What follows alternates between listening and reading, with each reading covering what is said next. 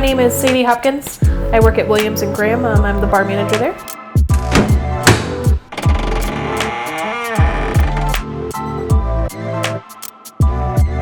My inspiration definitely came from my trip to the Patron Hacienda. I chose the Patron Silver. It just has a lot of that really nice fresh agave kind of flavor to it. And I think that just pairs really nicely with the watermelon. So I added a little bit of the Fernet Branca to give it just like balance out the sweetness.